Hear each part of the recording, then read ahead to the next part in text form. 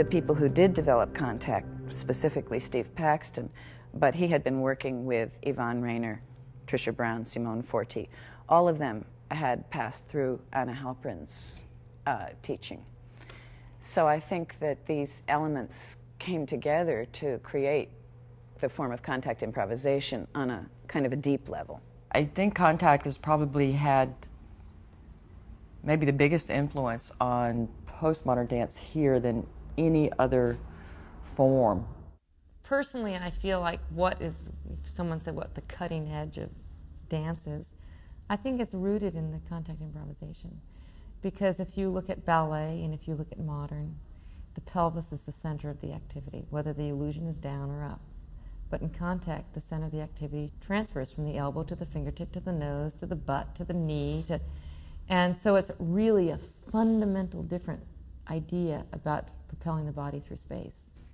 There was a woman named Nita Little and a guy named Kurt Siddall from the East Coast teaching this new thing, contact improvisation.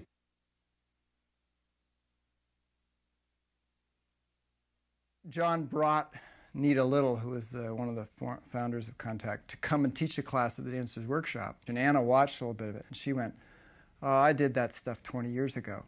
You know, she kind of poo-pooed it. But there was definitely some of us that were very turned on. It was the opposite in some ways of Anna's work, because it was not about emotions, it was not about personal stories, it was about movement. And I think Anna's work, which John did some of, John LaFan and I both, that fed into Mangrove, you know, her work influenced what we did in a way that made it different from contact that was being done on the East Coast.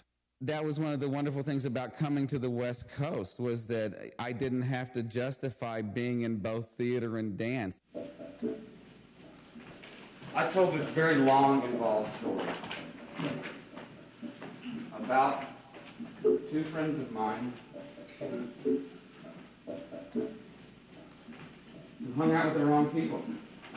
Mangrove started, we had a feeling that we wanted to bring in more than just the pure bodies dancing with each other, which in New York, at that point, it was just pure bodies. It was very kind of cool. You didn't look at each other. There was no verbalizing at all. There was no emotion in it. It was not personal. You weren't doing any kind of emotional relationship. It was just the dancing. I was going crazy because I was having everybody, Eric Hawkins told me that, he pointed his finger, and told me that if I wanted to be a professional dancer, and if I was really going to make it as fun, then just to quit going down to La Mama with all those theater people, and literally he was like, those theater people were down there in the East Village doing things, and of course I was like, that just made me want it, like, oh boy, they're down there in the East Village doing things. Very early on, Mangrove's work was highly autobiographical. They really personalized and individualized each performer, so there would be narrative talking. You got to know John LaFan's personality versus Byron's versus Kurt Siddall's. It was, I don't know, maybe a dance version of a sitcom in a very positive way. And the first time that I saw Mangrove, I think it was 5 or 6 men, which is a very nice thing to see, improvising together. And they seemed to love each other. They seemed to basically have a big following and have a really good time. And just the name, had that kind of a masculine musk about it, Mangrove. It just was this side of a porn movie to me, the way it sounded. And I remember thinking, how can the guy rolls up, kind of suspends on someone's shoulder upside down and kind of collapses down, and thinking, God, that's just phenomenal. Mangrove unabashedly, believed in entertaining an audience, giving an audience its nickel's worth, and getting our own experimentation in and trying to balance those two. And sometimes that balance, that's quite a razor blade to slide down, and sometimes you get cut, Sometimes you get cut. And I loved it when audiences kind of went with that. The best audiences were the ones that would go, see us get in trouble. And you could see that kind of look in there like, oh, man. Now how do you untangle yourself from, you've got the foot in the mouth and you fell on your partner. Now what, So that's a different audience. That's a different audience. The people who see Phantom of the Opera possibly won't appreciate that as much. From normal perspectives, disciplines, we were doing a hodgepodge, and it wasn't even necessarily real professional. But it was what we were doing. Mangrove, they didn't know where they were going, but they were constantly going. We broke out of little categories that everybody assumed you needed to be in.